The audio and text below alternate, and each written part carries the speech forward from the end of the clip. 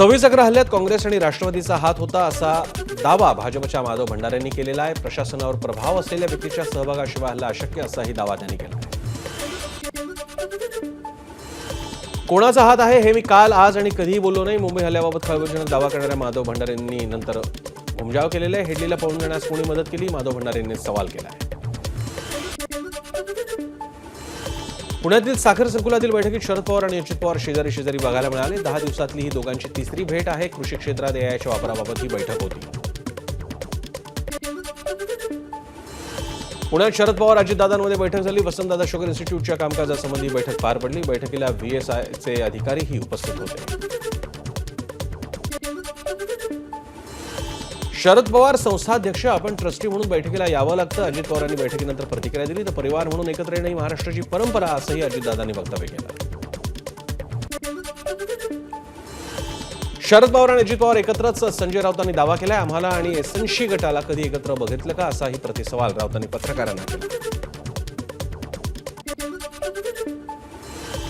शरद पवार आणि अजित पवारांनी भविष्यात एकत्र येण्याचे संकेत दिले, त्यामुळे त्यांना जाहीर करू द्या. अंदाज बांधणं चुकीचं आहे. संजय शिरसाटांनी ही प्रतिक्रिया दिली. राज आणि उद्धव ठाकरेंच्या युतीबाबत कुणी बोलू नका. उद्धव ठाकरेंच्या युतीबाबत तुर्तास मौन बाळगण्याच्या राज ठाकरेंनी मनसे नेत्यांना सूचना दिल्या आहेत. 29 एप्रिलनंतर राज ठाकरे निर्णय कळवतील. प्रवक्ते प्रकाश महाजनांनी एबीपी माझाला माहिती दिली. शिंदेच्या सेनेचे नेते महाराष्ट्राचे शत्रू, त्यांचा राज्याशी संबंध नाही. दोन्ही भाऊ एकत्र आले की त्यांच्या नशिबी शून्य येणार असल्याचे, भाऊ एकत्र आल्याचं त्यांना नकोय असे संजय राऊतांनी टोला लगावला आहे. तुम्ही एकदा युती करा, आत्महत्या करण्याची वेळ कुणावर येईल ते कळेल. संजय शिरसाट यांनी संजय राऊतांना प्रत्युत्तर दिलं आहे. 2-0 एकत्र येतात तेव्हा कोणताही आकडा तयार होत नाही. राज आणि उद्धव ठाकरेंच्या युतीच्या चर्चांवर संजय निरुपमांनी खोचक टीका केली. दोन्ही पक्ष तोट्यात चालणारे पक्ष असून किंवा स्वतःच्या बचावासाठी एकत्र येण्याची चर्चा करत असल्याची टीका त्यांनी केली. प्रतिपालिका सभागृह या कार्यक्रमासाठी मनसेचे आदित्य ठाकरेंना निमंत्रण गेले. त्याचप्रमाणे भाजपचे मुंबई शहराध्यक्ष आशिष शेलार, मंत्री उदय सामंत यांना देखील निमंत्रण आहे. 26 एप्रिलला मनसेकडून प्रतिपालिका सभागृह भरवण्यात येणार आहे. नाशकात राज आणि उद्धव ठाकरेंचे एकत्र येण्यासाठी बॅनर लावण्यात आले. उद्धव ठाकरेंनी राज ठाकरेंना मातोश्रीवर येण्याचं निमंत्रण द्यावं, बॅनरमधून ही मागणी करण्यात आली आहे. ठाकरेंच्या सेनेचे उपशहर प्रमुख बाळा दराडेंनी हे बॅनर लावले. धुळ्यात ठाकरे बंधूंनी एकत्र येण्याचे झळकवले बॅनर. राज आणि उद्धव साहेब एकत्र या अशा आशयाचे बॅनर आहेत. महाराष्ट्र आणि मराठी बांधवांच्या हितासाठी दोन्ही नेत्यांनी एकत्र यावं, कार्यकर्त्यांनी मागणी केली आहे. खासदार विशाल पाटील यांच्या भाजप प्रवेशाचा विषय कधीच नव्हता. अपक्ष खासदार असल्याने त्यांनी भाजपमध्ये सहयोगी व्हावं असा आमचा प्रयत्न होता आणि तो चालूच राहणार, मंत्री चंद्रकांत पाटील यांनी विधान केलं. माजी खासदार संजय काका पाटील सध्या अजित पवारांच्या राष्ट्रवादीत आहेत, त्यामुळे अजित पवारांनी त्यांचं पुनर्वसन करावं. संजय काकांच्या भाजप प्रवेशाच्या चर्चेवर चंद्रकांत पाटील यांनी हे वक्तव्य केलं आहे. एका पत्रकार परिषदेत कामाचं बोल असं म्हणणाऱ्या एकनाथ शिंदेंना मनसेच्या राजू पाटलांनी कामाची यादी पाठवली. एक्सपोज करत डोंबिवलीतील रखडलेल्या कामांची यादीच राजू पाटील यांनी शिंदेंना पाठवली. पुण्यातील तनिषा भिसे मृत्यू प्रकरणी आतापर्यंत कोणतेही आश्वासन नाही. महाराष्ट्र मेडिकल काउन्सिल समोरील सुनावणीनंतर भिसे कुटुंबानं प्रतिक्रिया दिली आहे. डॉक्टर सुश्रुत घैसास यांच्या अटकेची ही मागणी त्यांनी केली आहे. बडतर्फा पोलीस अधिकारी रणजित कासलेला 23 एप्रिलपर्यंत पोलीस कोठडी सुनावण्यात आली. शिवाजीनगर पोलीस ठाण्यात दाखल असलेल्या अॅट्रॉसिटी गुन्ह्यात तपास करण्यासाठी पोलिसांनी ही कोठडी मागितली आहे. प्राध्यापक अविनाश ओक आत्महत्या प्रकरणी न्यायाच्या मागणीसाठी मंत्रालयाबाहेर सामाजिक कार्यकर्ते आशिष करंदीकरांनी आंदोलन केलं. ओक यांच्या आत्महत्येला किरीट सोमय्या जबाबदार असल्याचा करंदीकरांनी आरोप केला आहे. सोलापूरच्या माढ्यामध्ये मंत्री शंभूराज देसाईंना शेतकऱ्यांनी काळे झेंडे दाखवले. कर्जमाफीच्या विषयावरून शेतकरी आक्रमक झाले. शंभूराजे देसाईंच्या भाषणावेळी सरकारविरुद्ध घोषणाबाजी देखील झाली. मुंबईत ठाकरेंच्या सेनेच्या आमदार खासदारांची आज शिवसेना भवनमध्ये बैठक आहे. मुंबईतील विविध प्रश्नांवर आदित्य ठाकरेंच्या उपस्थितीत बैठकीचं आयोजन करण्यात आलंय. पालिका निवडणुकीच्या पार्श्वभूमीवर पुढील रणनीती ठरवण्यासंदर्भात ही चर्चा असल्याचं कळत आहे. वक्फ कायद्याबाबत उद्या भाजप कार्यशाळा आयोजित करते. भाजप आमदार आणि पदाधिकाऱ्यांना मार्गदर्शन केलं जाणार आहे. गरवारे क्लब इथं केंद्रीय मंत्री किरण रिजिजू आणि मुख्यमंत्री फडणवीस मार्गदर्शन करणार. भाजपमध्ये संघटनात्मक बदलाचे वारे सुरू आहेत. उद्यापासून भाजपच्या नव्या जिल्हाध्यक्षांची नेमणूक प्रक्रिया होणार आहे. रवींद्र चव्हाणांच्या नेतृत्वाखाली 72 संघटनात्मक जिल्हाध्यक्षांची निवड होणार आहे. भाजपच्या नव्या पक्षप्रवेशावर भाजपच्या कार्यकर्त्यांची थेट प्रदेशाध्यक्ष चंद्रशेखर बावनकुळेंकडे नाराजी व्यक्त झाली आहे. पत्र देऊन व्यक्त केली आहे ही खदखद. नाव न घेता काँग्रेसचे माजी आमदार संग्राम थोपटेंच्या प्रवेशावर अप्रत्यक्ष विरोध दर्शवला जातो. महाराष्ट्र जनसुरक्षा विधेयकाविरोधात काँग्रेसनं उद्या आंदोलन करणार आहे. मुंबई काँग्रेसच्या वतीनं मांद्रे कलेक्टर ऑफिसला 2 वाजता हे आंदोलन होणार आहे. वर्षा गायकवाड यांच्यासह इतर नेतेही यावेळी उपस्थित राहणार आहेत. मीरा भाईंदर महापालिकेच्या दालनात मनसेनं तीव्र आंदोलन केलं. 11 वर्षीय मुलाचा जलतरण तलावात बुडून मृत्यू झाल्याप्रकरणी मनसे आक्रमक झाली आहे. जबाबदार ठेकेदार आणि संबंधित अधिकाऱ्यांची सखोल चौकशीची मनसेनं मागणी केली. अश्विनी भिडे हत्या प्रकरणी आरोपींना शिक्षा व्हावी या निमित्तानं गोरे परिवारानं सरकारी वकील प्रदीप घरत आणि तपास अधिकारी संगीता अल्फान्सो यांचा कोल्हापुरी फेटा बांधून सत्कार केला. नांदेडमध्ये छत्रपती संभाजी महाराजांचा पुतळा उभारा. सकल मराठा समाजाची पालकमंत्री अतुल सावेंकडे मागणी. यावेळी पालकमंत्री सावे यांनी सकारात्मक प्रतिसाद दिल्याची कार्यकर्त्यांनी माहिती दिली.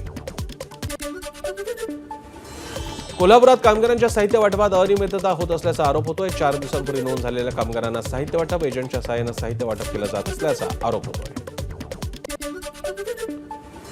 बोगस मुख्याध्यापक पराग पुडके नियुक्ती प्रकरणी नागपूर पोलिसांकडून गोंदियाच्या एका शिक्षण संस्थेमधील सचिव राजू मेश्रामला अटक करण्यात आली आहे.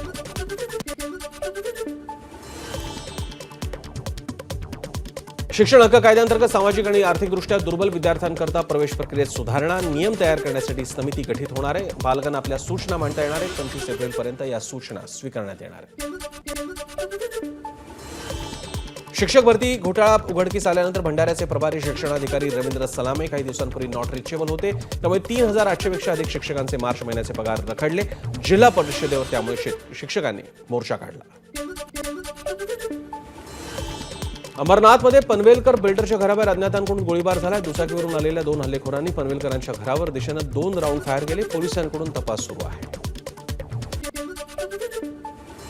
बुलढाण्यात नखगळती झालेल्या 70 रुग्णांची केंद्र सरकारकडून दखल घेण्यात आली. माझ्याच्या बातमीनंतर आकस्मिक चिकित्सा पथक नियुक्त करून डॉक्टर तंजीन दिकीड यांच्या नेतृत्वाखाली पथक दौरा करणार.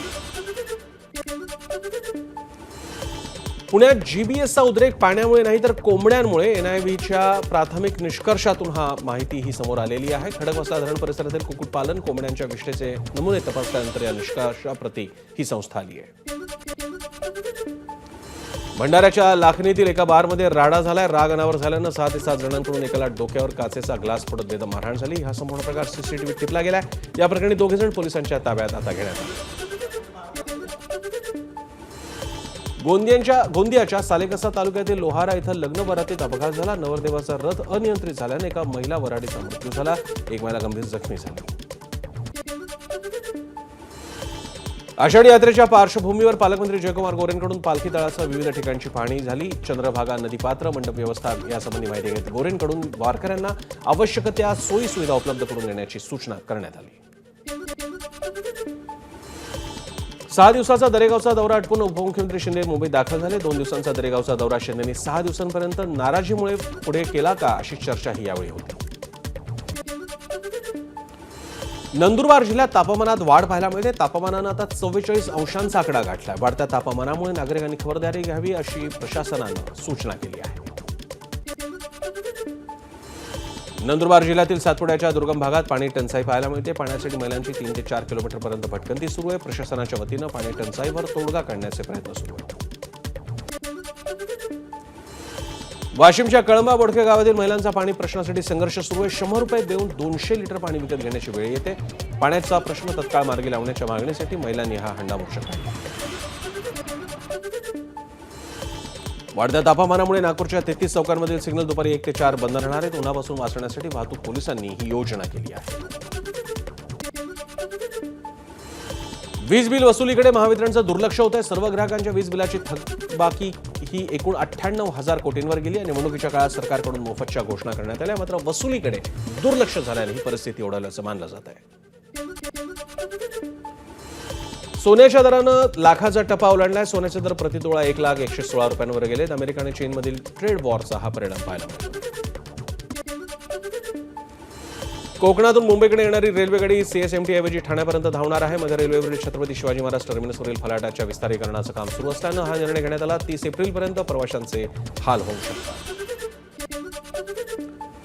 मुंबईतील संजय गांधी राष्ट्रीय उद्यानात बंद पडलेली मिनी ट्रेन लवकरच सुरू होणार आहे. उत्तर मुंबईचे खासदार पियुष गोयल यांनी ही घोषणा केली आहे. रामबन येथील नैसर्गिक आपत्तीमुळे जम्मूच्या श्रीनगर राष्ट्रीय महामार्गाचं मोठं नुकसान झालं. महामार्गाचं पूर्णपणे खुला होण्यासाठी 5 दिवस लागणार आहेत, प्रशासनाने ही माहिती दिली. ख्रिश्चनांचे सर्वोच्च धर्मगुरू पोप फ्रान्सिस यांचं वयाच्या 88व्या वर्षी निधन झालं. व्हॅटिकन सिटीमध्ये त्यांनी अखेरचा श्वास घेतला. दीर्घ आजारानंतर आज त्यांनी अखेरचा श्वास घेतला. एबीपी माझा, उघडा डोळे बघा नीट.